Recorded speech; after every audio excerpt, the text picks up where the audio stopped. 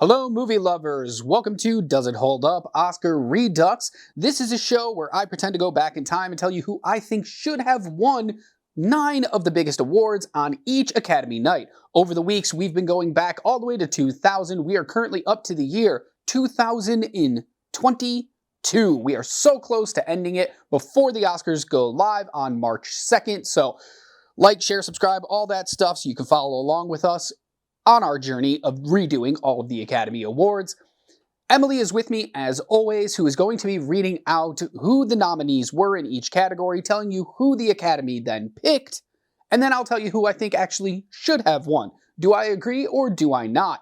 Emily will also be joining us live on camera to give her opinion about a pretty big majority of these categories, because this was when she finally started going, hey, I need to watch all of these movies so I understand what the hell is happening at the Academy Awards when I watch it. So, can't wait to get her opinion on every single one of these.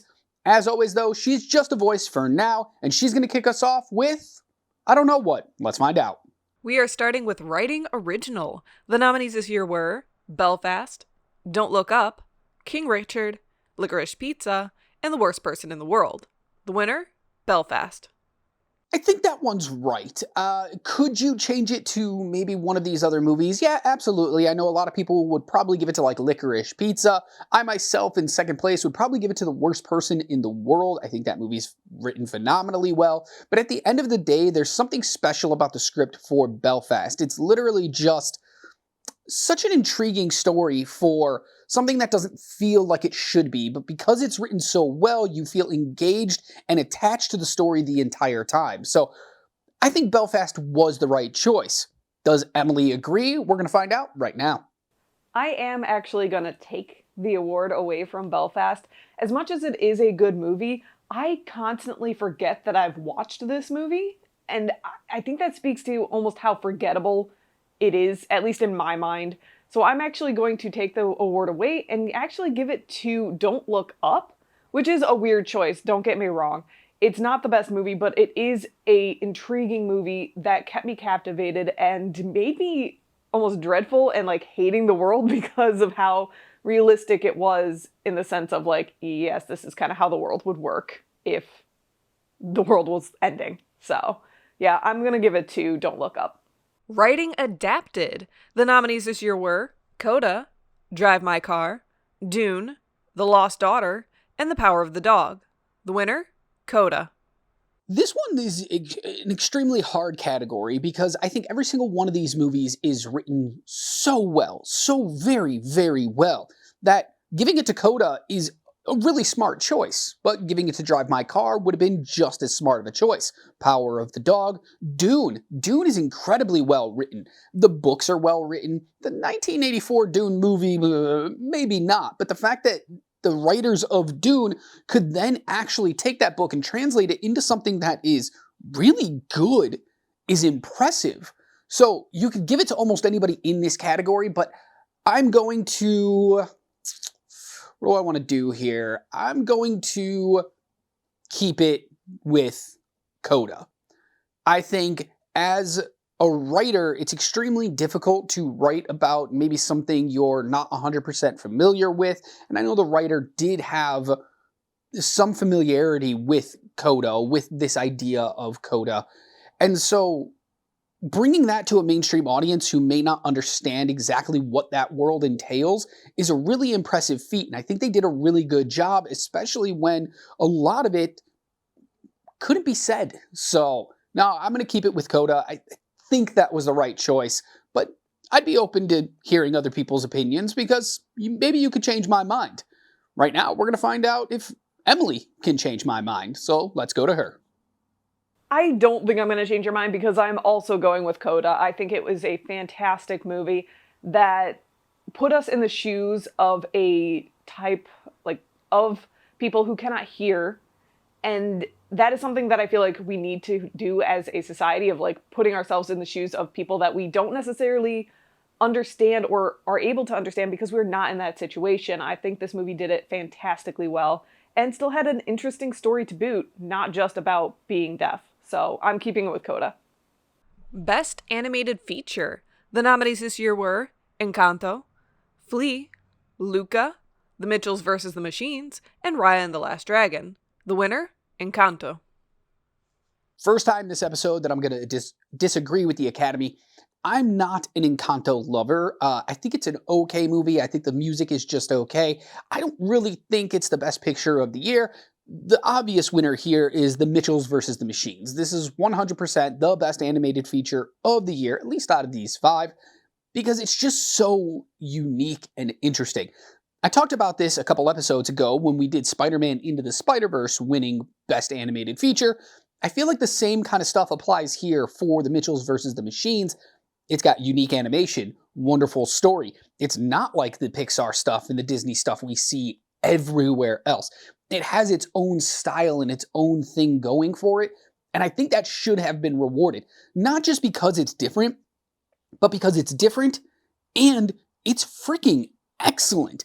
The movie is just a blast from start to finish, and to be honest, I'm just kind of over Disney musicals. So, Mitchells vs. the Machines. But one more time, let's go to Emily.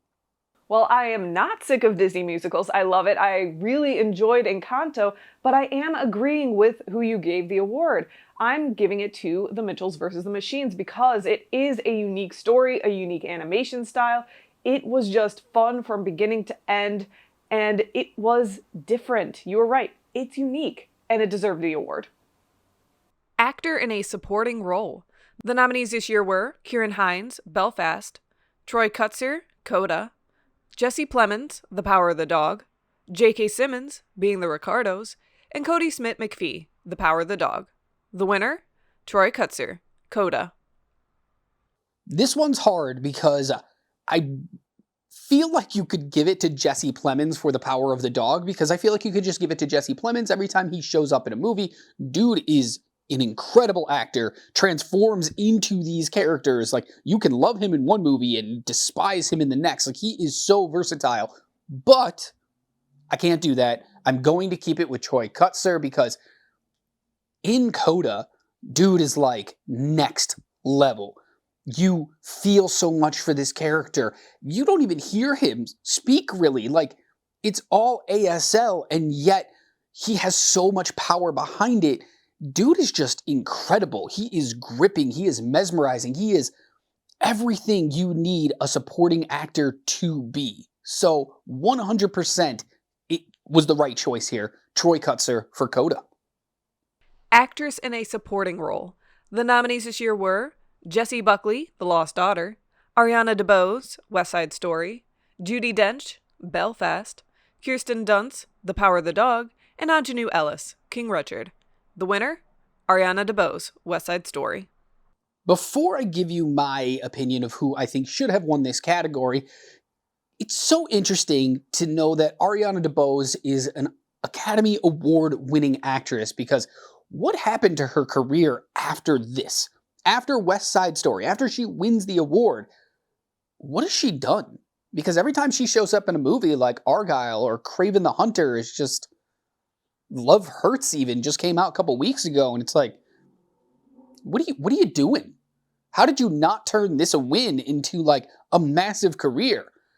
Maybe it's because you're not as good as a lot of people thought, and you just kind of surprised them in this movie, so I'm taking it away from Ariana DeBose because I'm giving it to Jessie Buckley for The Lost Daughter. Jessie Buckley is one of the best working actresses right now, and she continues to prove that in every single movie that she shows up in.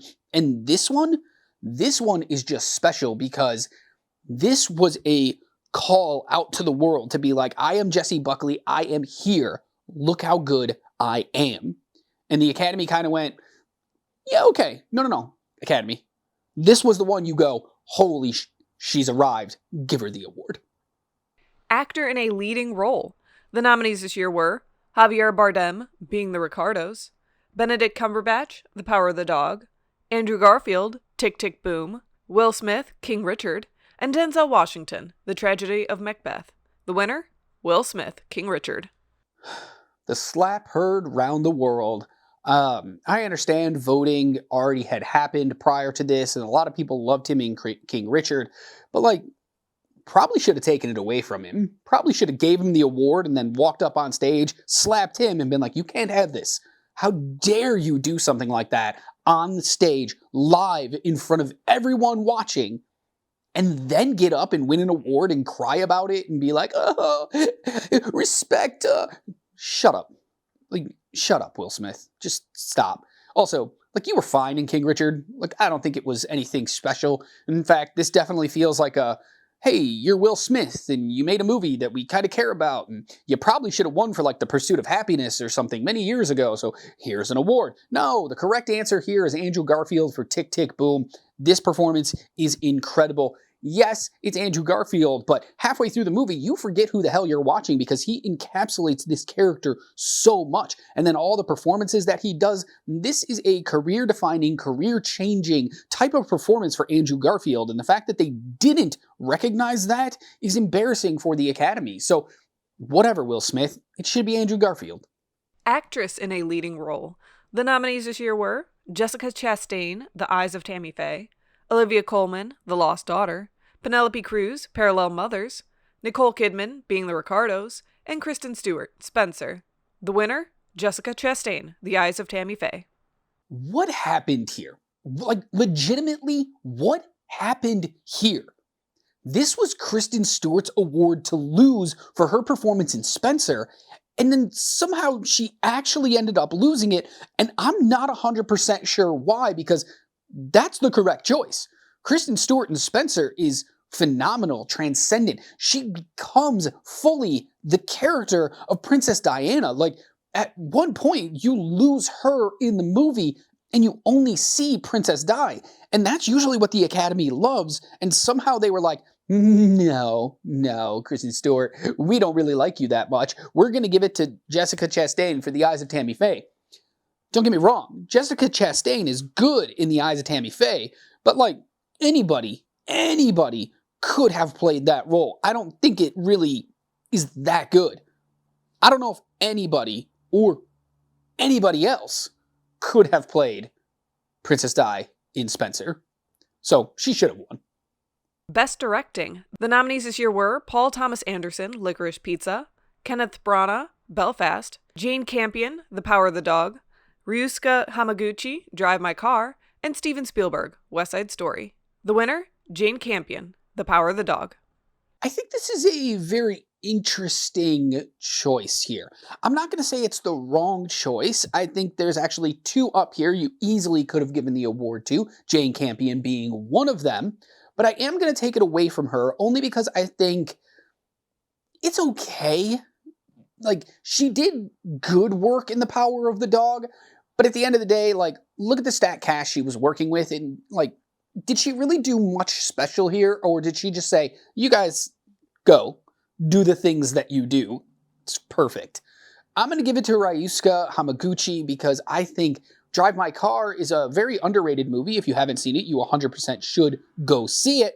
And the things that he does in a movie that shouldn't really work, it should be kind of boring, it shouldn't really matter, but the way he directs this movie, he brings it to life and makes you actually care. So I think he was the right choice here, and it would have been really interesting if the Academy actually went with it.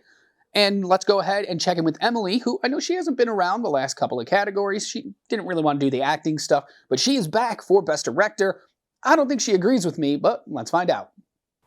I am going to disagree with you. I honestly think Power of the Dog did deserve this win.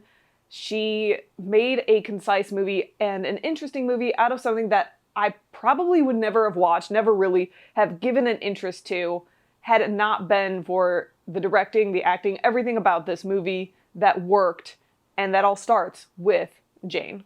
So I think Power of the Dog did deserve this award.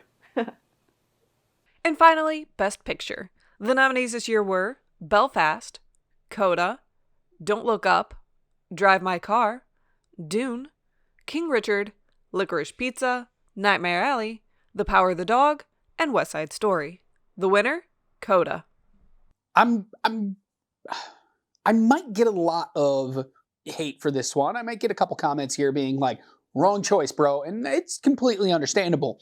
But I'm going to keep it with Coda. I know it was a big surprise when the movie won and nobody really saw it coming. But at the end of the day, Coda is a personal love letter from the creators of the movie. It's something that a lot of people, whether or not you are deaf or hearing, you can connect to this story on so many levels. And the movie is made incredibly well. Performances are incredibly good.